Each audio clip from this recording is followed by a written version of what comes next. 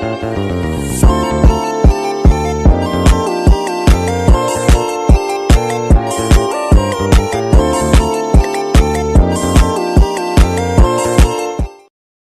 warahmatullahi wabarakatuh. Perkenalkan, nama saya Sarli Septi Rahmayanti dari kelas PAI 3C. Di sini saya akan menjelaskan tentang materi-materi dari filsafat pendidikan Islam. NIM saya 0101240173. Jadi yang pertama yaitu ada analisis manusia dalam perspektif Islam, filsafat dan ilmu pengetahuan.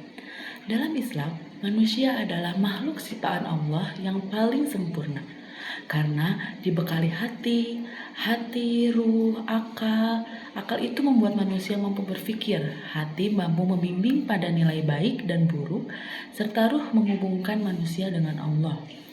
Karena itu, manusia memiliki tanggung jawab moral atas setiap perbuatannya sebagai khalifah di bumi. Manusia diberi amanah untuk menjaga alam, menegakkan keadilan, dan tidak berbuat kerusakan. Begitu. Menurut filsafat, memandang manusia itu sebagai makhluk yang berpikir dan pencari kebenaran. Sedangkan menurut ilmu pengetahuan, manusia itu sebagai makhluk biologis, psikologis, dan sosial. Implikasi pendidikan itu juga harus membentuk manusia yang seimbang antara kecerdasan, akhlak, dan keimanan. Lalu yang kedua yaitu ada ontologi pendidikan Islam.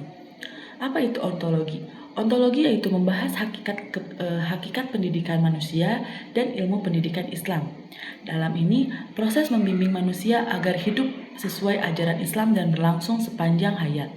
Manusia dipandang sebagai makhluk Allah Subhanahu wa Ta'ala yang memiliki tujuan hidup dan tanggung jawab kepadanya.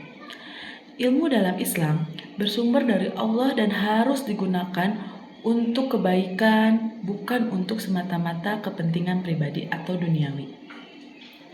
Lalu selanjutnya ada materi tentang tujuan pendidikan Islam. Apa sih tujuan pendidikan Islam itu?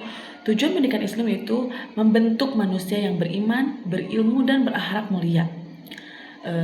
Keimanan menjadi dasar perilaku ilmu yang menjadi alat menjalani kehidupan dan akhlak yang menjadi pengendali agar ilmu itu tidak disalahgunakan. Pendidikan Islam juga bertujuan mencapai kebahagiaan yang ada. Lalu ada epistemologi pendidikan Islam. Apa itu epistemologi? Epistemologi yaitu cara memperoleh ilmu. Dalam Islam, sumbernya itu seperti wahyu, akal, dan pengalaman. Wahyu adalah sebagai sumber utama yang digunakan untuk salah satunya yaitu ada akal. Akal itu untuk berpikir dan untuk ilmu itu menjadi praktik nyata. Lalu ada sistem epistemologi dalam Islam. Dalam pendidikan Islam juga itu menekankan integrasi ilmu yaitu tidak memisahkan ilmu agama dengan ilmu umum. Semua ilmu saling melengkapi dan sama-sama berasal dari Allah Subhanahu wa Ta'ala. Nah, selanjutnya yaitu ada upaya membangun epistemologi di pendidikan Islam. Bagaimana upaya untuk melakukannya itu yaitu dengan cara menghilangkan dikotomi ilmu serta menanamkan nilai-nilai Islam seperti kejujuran, tanggung jawab, dan akhlak dalam setiap proses pembelajaran. Lalu ada juga selanjutnya yaitu aksiologi. Aksiologi itu suatu nilai dan manfaat ilmu. Dalam pendidikan Islam, ilmu harus bermanfaat dan diamalkan karena ilmu itu tidak ada pengalaman ataupun tidak memiliki apapun itu nilai. Lalu ada lagi jenis-jenis aksiologi. Di dalam pendidikan Islam, aksiologi itu mencakup beberapa yaitu ada akhlak, nilai, sosial, spiritual yang bertujuan untuk membentuk manusia yang berperilaku baik, peduli, dan beriman. Lalu ada pendidikan Islam itu antara teori dan praktik. Dalam pendidikan Islam, sering terjadinya kesenjangan antara teori dan praktik. Mengapa demikian? Karena kurangnya keteladanan dan lingkungan yang tidak mendukung dalam kesenjangan tersebut. Lalu ada tokoh-tokoh pendidikan Islam yaitu ada ilmu Maskawi yang menekankan bahwa pendidikan itu adalah akhlak yang menyesuaikan pendidikan dengan kondisi sosial. Ada Al-Farabi menekankan peran akal dan filsafat. Nah, lalu ada problematika pendidikan di masa kini.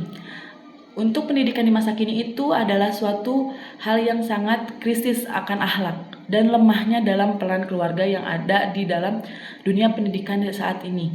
Mengapa demikian? Karena pada saat ini akhlak itu tidak ada dalam pendidikan Islam pada saat ini. Lalu apa tantangan untuk pendidikan di masa depan? Yaitu kita harus lebih bisa lagi menekankan atau menyeimbangkan antara dalam globalisasi dan teknologi, yaitu harus berperan beriringan antara pendidikan Islam pada saat ini dan yang akan datang. Terima kasih. Assalamualaikum warahmatullahi wabarakatuh.